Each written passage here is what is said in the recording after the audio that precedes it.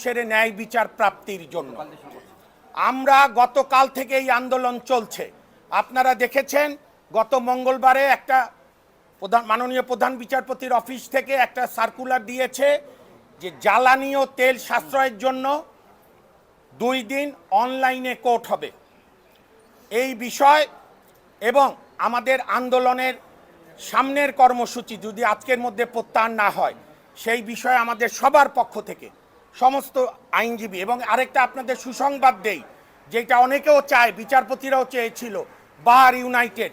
আজকে দেখেন ইউনাইটেড বার, 80 দশকের ইউনাইটেড বার, সেই বারের সাবেক সহ সম্পাদক আইনজীবীদের নন্দিত নেতা মাহবুর রহমান খান এই হিসাবের ব্যাখ্যাটা দেবে এবং আমাদের ভবিষ্যৎ কর্মসূচি বলবে। ধন্যবাদ আপনাদেরকে। আমরা পরিষ্কারভাবে একটা কথা বলতে চাই, বুধ এবং বৃহস্পতিবার 2 দিন সাধারণত মামলা আমাদের এখানে শুনানির জন্য থাকে। শুনানির সময় আমাদের অনেক রেফারেন্স লাগে, বই লাগে, তথ্যপত্র লাগে। এই শুনানিটা কোনোভাবেই ভার্চুয়ালি করা সম্ভব না। সেই ক্ষেত্রে গুরুত্বপূর্ণ অনেক মামলা শুনানিকালে নষ্ট হওয়ার সম্ভাবনা তৈরি হয়েছে। যে বিচার বিভাগ হচ্ছে একটা দেশের গুরুত্বপূর্ণ প্রতিষ্ঠান। এই জায়গাটা অন্যান্য বাংলাদেশের যখন অন্যান্য সকল অফিস আদালত চালু, স্বাভাবিক কার্যক্রম চালু থাকার পরেও শুধুমাত্র বিচার বিভাগ একটা অগ্রহণযোগ্য এবং অবিবেচনা প্রসূত সিদ্ধান্ত গ্রহণ করেছে।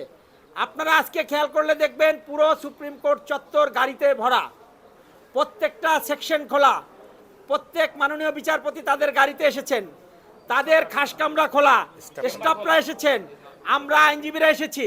আমরা একজন আইনজীবী, তা একটা জানেন আমাদের কিউবিক্যাল সমস্যা আছে, আমরা এক রুমে 4 জন 5 জন বসি, একই সময়ে 4 জন 5 জন শুনানি করে বিচারের নামে আমি মনে করি একটা প্রহসন হচ্ছে।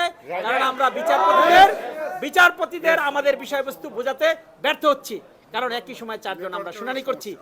আর যে খরচের বিষয়টা এসেছে, আজকে অনেক আইনজীবী তারা কোর্টে আসেনি, তারা তাদের বৈকালিক চেম্বার, একজন আইনজীবী যেখানে আপনার একটা কিউবিক্যালস ব্যবহার করতো সেখানে তার 5 জন জুনিয়র নিয়ে 5টা রুমে 5টা এসি চালিয়ে তার বৈকালিক চেম্বার সারাদিন খোলা রাখছে। এতে বরঞ্চ খরচ আরও বাড়ছে। এবং যে সকল আইনজীবী আজকে কোর্টে আসে নাই, তারা বাসায় বসে শুনানি করলে তাদের ব্যক্তিগত রুম, এসি এবং ফ্যান চলতেছে। সুতরাং যে সাশ্রয়ের কথা বলা হচ্ছে সেটা বহু গুণে বেড়ে গেছে।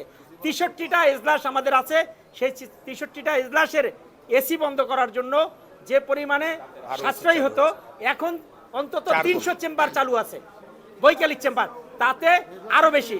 এবং যে এজলাসগুলো আছে সেই এজলাসগুলোর এসিও চালু আছে, বিচারপতি মহোদয় খাস কামরা চালু আছে, স্টাফদের গাড়ি আপনারা একটু পিছনে তাকালে দেখবেন প্রতিদিন স্টাফদের যে অসংখ্য গাড়ি আছে সেই গাড়িগুলো এখনো আছে, আপনাদের পেছনে আছে। পুরো সুপ্রিম কোর্ট চত্বর গাড়িতে পরিপূর্ণ। সুতরাং যেই চিন্তা থেকে আমাদের মাননীয় বিচারপতিগণ বা অভিভাবকগণ সিদ্ধান্ত নিয়েছিলেন, আমরা মনে করি আজকে তারা এই বাস্তবতা অনুধাবন করতে পারবেন, এটা রিভাইজ করার সুযোগ আছে।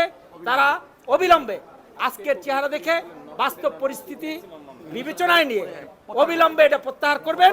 এবং যদি ওনারা এটা অবিলম্বে এটা প্রত্যাহার না করেন তাহলে আমরা